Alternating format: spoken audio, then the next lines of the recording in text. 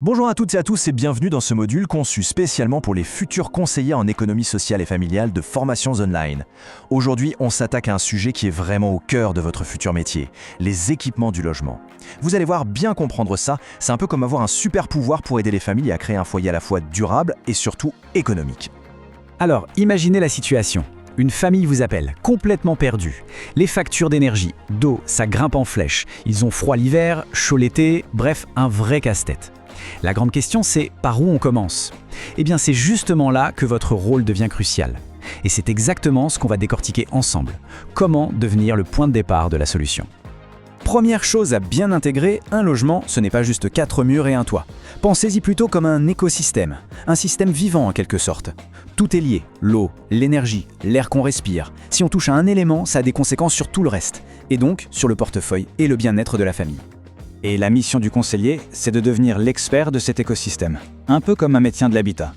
Il faut savoir poser le bon diagnostic, identifier la source des problèmes et surtout proposer des solutions qui marchent. L'objectif final, c'est de redonner aux familles les clés pour qu'elles reprennent le contrôle de leur logement et de leurs dépenses. Allez, on entre dans le vif du sujet avec le premier grand défi, l'eau. Ah, l'eau. C'est souvent là que commencent les ennuis. Une facture qui double sans crier gare, une eau qui a un drôle de goût, c'est un problème très concret que l'on rencontre souvent sur le terrain. Regardez ce chiffre, c'est un cas d'école. Une famille voit sa consommation passer de 170 à 220 mètres cubes en un an. 50 mètres cubes de plus. Pour vous donner une idée, ça représente 50 000 litres d'eau, l'équivalent de centaines de bains qui se seraient évaporés. La cause la plus probable et la plus vicieuse, une fuite cachée. Alors comment on fait pour la trouver cette fuite ? Heureusement, il y a un test tout simple, un vrai réflexe de pro à connaître et à transmettre. Le test du compteur en 3 étapes. Le soir avant de se coucher, 1. On s'assure que tout est bien éteint. Robinet, machine à laver et tout. 2. On note précisément les chiffres du compteur d'eau. 3. Le lendemain matin, avant d'utiliser quoi que ce soit, on regarde à nouveau. Si les chiffres ont bougé, bingo, on a une fuite. C'est simple, c'est efficace et ça sauve un budget. Et ce principe du premier bon réflexe, il s'applique à plein de situations. On voit une grosse fuite, un dégât des eaux, le premier geste, c'est de couper l'arrivée d'eau générale. La facture est anormalement élevée, on fait le test du compteur. L'eau sort trouble du robinet après une coupure, on laisse couler un peu. Le rôle du conseiller, c'est de donner ces gestes simples qui peuvent tout changer et éviter beaucoup de stress. Bon, l'eau, c'est fait. Passons maintenant au deuxième gros morceau, le budget qui fait souvent le plus mal aux familles, l'énergie. Et là-dedans, il y a 2 ogres qui dévorent les euros. Le chauffage de la maison et le chauffage de l'eau chaude. C'est là que se cachent des gisements d'économies énormes. Regardez-moi cette comparaison, c'est sans appel. À gauche, un foyer avec un vieux chauffe-eau électrique, le genre de grille-pain qu'on trouve partout. Facture mensuelle, 80 €. À droite, un autre foyer avec un chauffe-eau thermodynamique. Facture, 30 €. On parle de 50 € d'écart, tous les mois. Ce n'est pas de la magie, non, c'est juste le résultat d'un bon conseil sur le bon équipement. Mais alors comment c'est possible ? C'est une question de technologie. Le chauffe-eau classique, c'est simple. Il a une résistance électrique comme dans une bouilloire. Il consomme 1 kW d'électricité pour produire 1 kW de chaleur, point. Le thermodynamique, lui, est beaucoup plus malin. C'est une mini pompe à chaleur. Il utilise un peu d'électricité pour faire tourner un système qui va capter la chaleur gratuite présente dans l'air ambiant. C'est ce qu'on appelle le coefficient de performance, le fameux COP.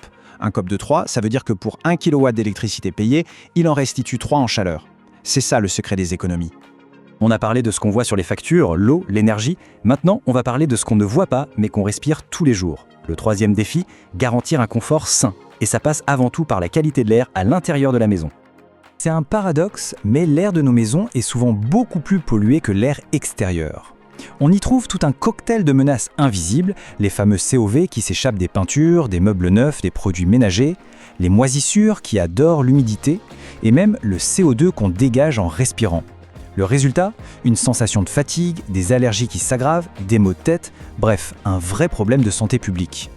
Alors, comment on fait pour assainir cet air ? La solution numéro 1, c'est la ventilation. Et l'équipement clé, c'est la VMC, la ventilation mécanique contrôlée. C'est un peu le poumon de la maison. Son job, c'est d'aspirer en permanence l'air chargé d'humidité et de polluants et de le remplacer par de l'air frais venu de l'extérieur. C'est essentiel pour un logement sain. Mais attention, il n'y a pas une VMC, mais des VMC. Et c'est là que le conseil avisé fait toute la différence. D'un côté, on a la simple flux. Elle est simple, pas très chère à installer, mais son défaut, c'est qu'en hiver, elle fait rentrer de l'air froid. Du coup, on doit chauffer plus. De l'autre, on a la double flux. Plus cher à l'achat, c'est vrai, mais elle a un échangeur de chaleur qui récupère les calories de l'air qui sort pour préchauffer l'air qui entre. C'est donc un choix super important à faire, un vrai calcul entre l'investissement au départ et les économies sur la facture de chauffage plus tard. Voilà, on a vu l'eau, l'énergie, l'air, maintenant revenons à l'essentiel. Quel est le rôle du conseiller dans tout ça? Comment assembler toutes ces pièces du puzzle? S'il y a une seule idée à graver dans les esprits à l'issue de cette présentation, c'est celle-ci. Le bon équipement est la clé d'un quotidien durable. Ce n'est pas juste un gadget technique ou un détail, c'est vraiment le levier principal, le plus concret, pour agir sur le budget, le confort et l'impact écologique d'une famille. En maîtrisant ces 3 domaines, l'eau, l'énergie, la qualité de l'air, le conseiller en SEF ne fait pas que donner des astuces. Il ou elle aide à bâtir des foyers plus forts. Des foyers plus sains, où on respire mieux, plus durables pour la planète, et surtout plus solides économiquement, où la fin du mois n'est plus une source de stress à cause des factures. Alors pour finir, je vous laisse avec cette question. Avec cette boîte à outils en main, quel sera le premier foyer que vous allez transformer? La première famille que vous allez aider à reprendre le contrôle? Pensez-y, car c'est ça le cœur de votre futur métier.